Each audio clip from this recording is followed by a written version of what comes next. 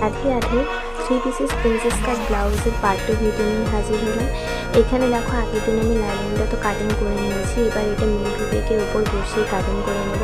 তো খুব কম সময়ের মধ্যে কীভাবে আমি কাটিং করি এটা তোমরা দেখে নাও। এই যে প্রত্যেকটা পার্ট বসিয়ে দিলাম আর মিল ফেব্রিকের উপরে, তারপর সুন্দর করে শেপ ওয়াইজ কেটে নিলেই আমার কাটিং কমপ্লিট এবং কত কম সময়ের মধ্যে আমি কাটিংটাও করে নিলাম। এরকম যদি তোমরা চাও অবশ্যই কিন্তু ট্রাই করতে পারো। আর এখানে দেখো মিল ফেব্রিকের উপরে লাইনটা আমি অ্যাটাচ করে নিয়েছি। এবার নেক লাইন বরাবর আমি এখানে সেলাইটা করে নিচ্ছি। তো এটা কোনো প্যাডেড ব্লাউজ হবে না, সিম্পলভাবেই হবে। তো যাই হোক, এখানে আমি নেক লাইনটা সেলাই করে নেওয়ার পর 1/2 ইঞ্চ পার দিয়ে আমি কাটিং করে নিয়েছি। তারপরে প্রত্যেকটা অংশে ছোটো ছোটো করে কাট লাগিয়ে দিলাম। এবার লাইনিংটা আমি সাইডে করে এর ওপর থেকে মানে লাইনিংয়ের ওপর থেকে চাপ সেলাই করে দিচ্ছি। এই যে সুন্দরভাবে চাপ সেলাই করা হয়ে গেছে।